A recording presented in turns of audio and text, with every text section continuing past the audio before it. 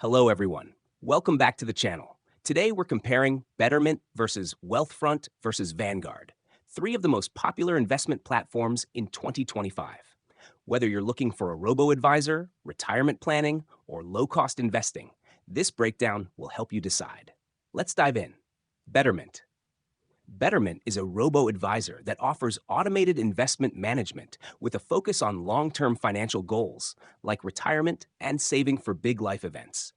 It provides personalized portfolios based on your risk tolerance, and its tax loss harvesting and financial planning tools make it a great option for hands-off investors. However, its management fees are slightly higher compared to Wealthfront is another robo-advisor with automated investment management, offering low-cost, diversified portfolios and tools for tax optimization, college savings, and financial planning.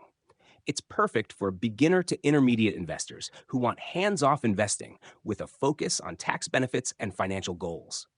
However, Wealthfront's investment options are more limited compared to Vanguard's range of ETFs and mutual funds. Vanguard. Vanguard is a global leader in low-cost investing, known for its index funds and ETFs. It offers self-directed investing for those who want to build their own portfolios or automated investing through Vanguard Digital Advisor. Vanguard is great for long-term investors looking for low-fee, diversified portfolios, but it's more suitable for those who prefer a hands-on approach or have higher minimum investments for some accounts.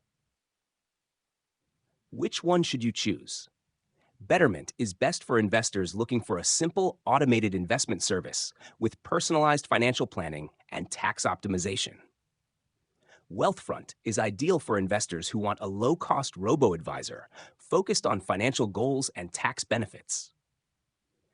Vanguard is perfect for investors who want low-cost, diversified portfolios, whether self-directed or through automated services. Which platform do you prefer? Let us know in the comments, and don't forget to like and subscribe for more investment insights. See you in the next one.